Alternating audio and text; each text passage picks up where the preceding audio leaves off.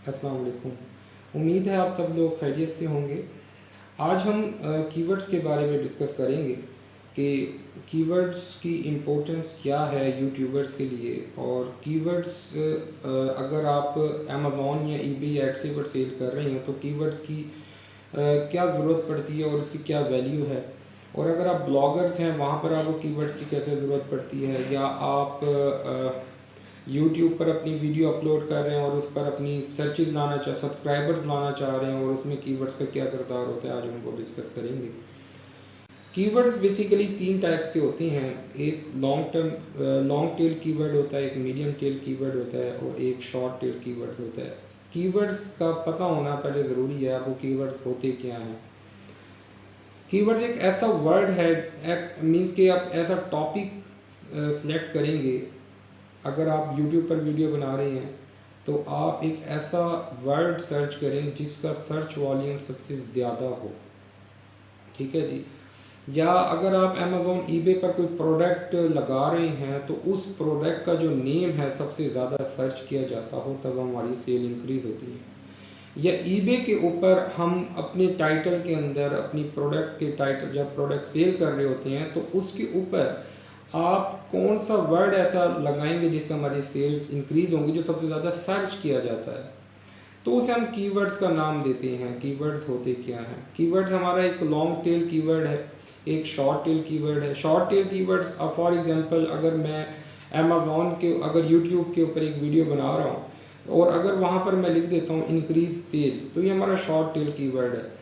तो उससे हम कोई भी मायने ले सकते हैं, मतलब ले सकते हैं इंक्रीज सेल्स से रेलिवेंट क्या क्या माइंड्स बनते हैं। अगर हम लिख देते हैं इंक्रीज सेल ऑन ईबे, तो ये मीडियम टेल कीवर्ड बन जाएगा आपका। और अगर हम how can you increase your sale on eBay, then ये आपका जो है ना लॉन्ग टेल कीवर्ड्स बन जाएगा। तो ये कीवर्ड्स जो है ना ये बड़ी इंपॉर्टेंस रखते हैं आपकी एसईओ करने के लिए। अगर आप यूट्यूब पर अपनी वीडियो अपलोड करना चाह रहे हैं और ऑर्गेनिक सर्च लेना चाह रहे हैं, सब्सक्राइबर लेना चाह रहे हैं, तो एक वेबसाइट है जो कि मैं डिस्क्रिप्शन में मेंशन कर दूंगा इंशाल्लाह ताला, वो आप देख लीजिएगा। उसका नाम है ytseotools.com।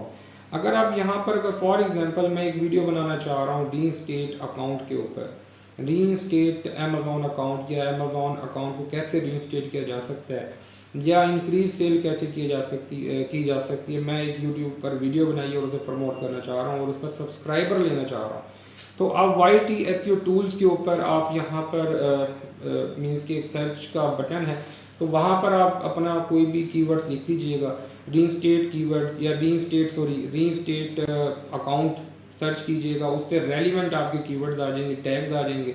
जो टैग्स आपके काम के वो सारे उठा लें और वहाँ से कॉपी करके, कॉपी का बटन भी वहाँ पर दिया होता है, तो वहाँ से आप कॉपी करके आप अपने जब यहाँ पर यूट्यूब पर वीडियो अपलोड कर रहे होते हैं, वहाँ डिस्क्रिप्शन में टैग्स के अंदर आप मेंशन कर दें और उसे अपलोड कर दें। ये तो है यूट्यूब के मीन्स के आप अपनी जो सबसे ज़्यादा सर्च किए जाते होंगे कीवर्ड्स, वो ऑटोमेटिकली आपकी डिस्क्रिप्शन में आ जाएंगे, टैग्स में आ जाएंगे और टाइटल के अंदर आ जाएंगे। तो वो आपकी ऑटोमेटिकली जो वीडियो है वो रैंक में होना शुरू हो जाएगी। इसी तरह अगर आप ब्लॉगर्स हैं, ब्लॉगिंग कर रहे हैं, तो उसको कैसे कर सकते हैं। आप कोई एक ऐसा टॉपिक उठाएं जिस पर आप अपना मीन्स के आर्टिकल लिखना चाह रहे हैं, तो आप गूगल एक वेबसाइट है जो बिल्कुल ही मीन्स के फ्री है, गूगल अगर आप देखें keywords-tools.io, ये परचेज करना पड़ेगा, ये मैं आपको नहीं रिकमेंड करूँगा। तो आप trends.google पर चले जाएं। पहले trends.google पर जब आप जाएंगे ना, trends.google पर आप trends.google.com, ये भी मैं डिस्क्रिप्शन में मेंशन कर दूंगा। तो आप अपना कीवर्ड्स वहाँ पर मेंशन करें, उसका ट्रेंड चेक करें कि यार ये सब कितने लोग देखते हैं पाकिस्तान में या ऑस्ट्रेलिया में, जिस का मार्केट को आप हिट करना चाह रहे हैं। तो आप उसे आप देखें और उसका ट्रेंड चेक करें, आपको पता लग जाएगा यार कितना ये कंटिन्यूसली देखा जाता है। ये नहीं है कि इस महीने देखा और अगले महीने बिल्कुल ही नहीं देखेंगे लोग, तो वो ट्रेंड आपको पता लग जाता है उस कीवर्ड्स का। तो अगर आप देखना चाह रहे हैं कि इस कीवर्ड्स की ट्रैफिक कितनी है और अगर मैं इस पर अपना कंटेंट लिखता हूं तो इसको कितने लोग लाइक करेंगे, कितने लोग इसे अप्रोच करेंगे, तो आप सिंपल है ads.google.com पे चले जाएं या कीवर्ड्स प्लानर पे चले जाएं, गूगल्स का है, गूगल एड्स ओपन करेंगे تو اگر آپ کا Gmail اکاؤنٹ بنا ہوا ہے گوگل ایڈز اوپن کریں, وہاں پر سیٹنگ میں جا کر آپ کی ایک آپشن ہوگی, ٹولز اینڈ سیٹنگ کی آپشن میں جائیں آپ کی ورڈز پلانر کی.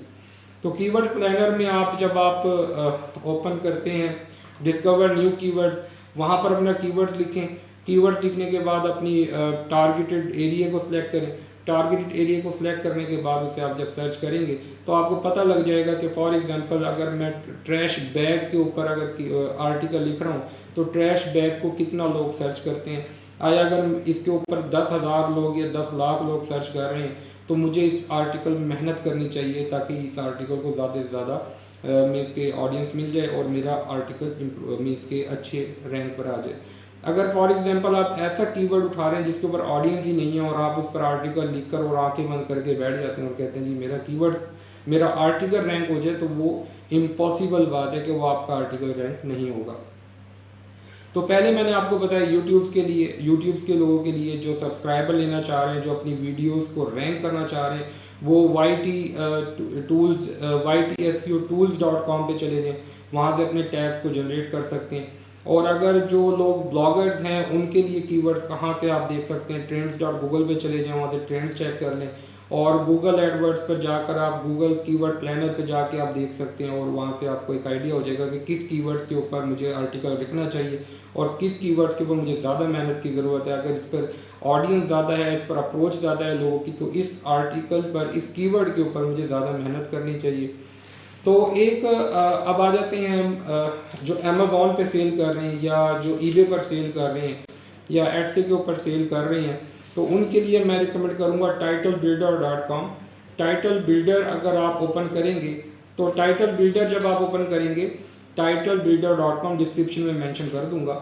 تو title-builder.com جب اوپن کریں گے تو آپ اگر فار ایگزامپل ایک آپ نے لسٹ ڈراپ شپر ہیں, آپ نے لسٹ دیکھ لی ہے, کوئی اچھی رینک مینس کے سیل ہو رہی ہے, تو اب آپ دیکھنا چاہ رہے ہیں کہ یار یہ ٹائٹل آپٹیمائز ہے یا نہیں, تو آپ نے کیا کرنا ہے, اس پروڈکٹ کو کاپی کرنا ہے. پروڈکٹ کاپی کر کے ٹائٹل بلڈر میں چلے جائیں. وہاں پر اگر آپ امیزون پہ سیل کر رہے ہیں تو امیزون کا کر لیں, ای بے پہ سیل کر رہے ہیں تو ٹائٹل بلڈر فار ای بے کر لیں, اور اپنا وہاں پر آپ مارکیٹ سلیکٹ کریں, یو ایس سی کی ہے, آسٹریلیا کی ہے, یو ایس سی کی ہے. تو اب جب وہ آپ سلیکٹ کر لیں گے, سلیکٹ کرنے کے بعد آپ اس پر آپ کو جب آپ ٹائٹل, اچھا یہ اپنے مائنڈ میں رکھیے گا کہ 2 ورڈز کا ٹائٹل ہو, شارٹ ٹیل کی ورڈز ہو آپ کا, جو آپ وہاں پر مینشن کریں گے. تو شارٹ ٹیل کی ورڈ جب آپ وہاں پر انٹر کر دیں گے تو وہاں پر آپ کو ریکمنڈیشن آ جائے گی کہ کس کی ورڈز پر مینس کے ٹریفک زیادہ ہے, تو وہ کی ورڈز آپ اٹھا لیں اور اپنے ٹائٹل میں مینشن کر لیں. تو اس سے یہ ہے کہ آپ کی ای بے کی سیل انکریز ہو جائے گی, اور امید ہے کہ انشاءاللہ تعالیٰ آپ کی سیل میں اضافہ بھی ہوگا. نیکسٹ آ جائیں آپ ایسی ای بے کے اوپر موسٹلی لوگ ہوتے ہیں کہ وہ بس ڈراپ شپرز کے لیے بات کر رہا ہوں میں, جو کہ سیلز کرنا چاہ رہے ہیں, سیلز انکریز کرنا چاہ رہے ہیں. وہ کیا کرتے ہیں کہ بھی پروفٹ دیکھا اور لسٹ کر دیتے ہیں پروڈکٹ کو. تو ایسے بالکل بھی نہیں کرنا. اگر پروفٹ نظر آ گیا ہے آپ کو تو آپ کو میں ریکمنڈ یہی کروں گا کہ آپ ٹیراپک پہ چلے جائیں. اس کا ٹیراپک جب آپ اسٹور بائی کرتے ہیں تو وہاں پر آپشن ہوتی ہے ریسرچ ٹول کے اندر ٹیراپک.com, وہاں پر آپ ٹرینڈ چیک کر لیں. جیسے ہم کی ورڈز کا ٹرینڈ چیک کرتے ہیں trends.google پر, اسی طرح ہم ای بے پر ٹرینڈز چیک کر لیں گے اس پروڈکٹ کا کہ اس پروڈکٹ کیا ہے, سیل کتنی ہے, سرچ کتنی ہے.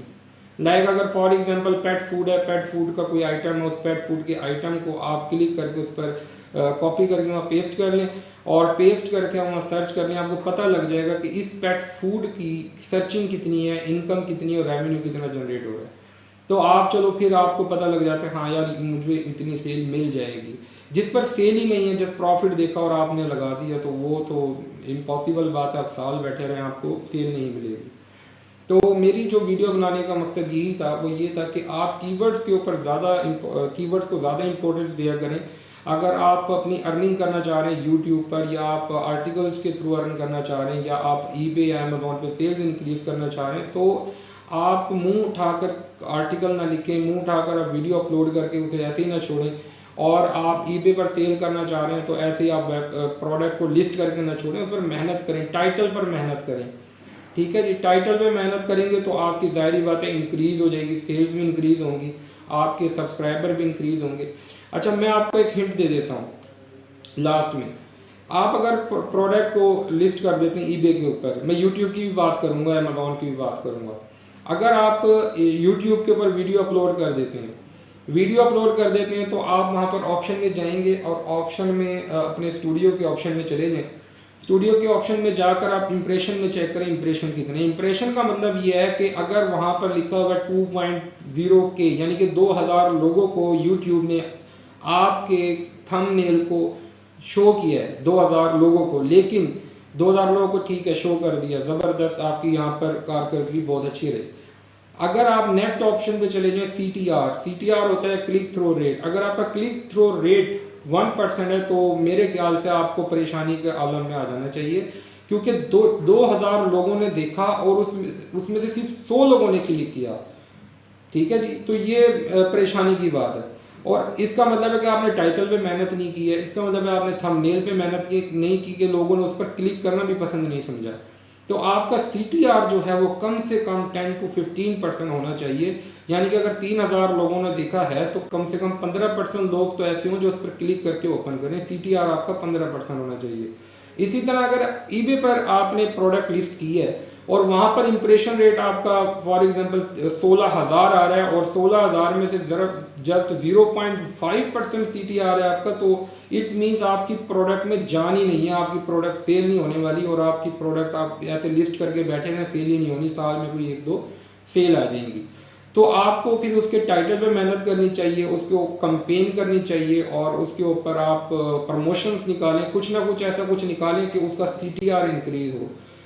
CTR انکریز ہوگا آٹومیٹیکلی آپ کی سیل انکریز ہو جائے گی. کوئی نہ کوئی جب کلک کرتے ہیں ظاہری بات ہے کوئی پھر پرچیز بھی کر لیتا ہے. CTR آپ کا انکریز ہونا چاہیے. اور دوسرا ای بے کے لوگوں کے لیے میں ایک اور بتاتا چلوں, نیوز لیٹر آپ لازمی بنایا کریں.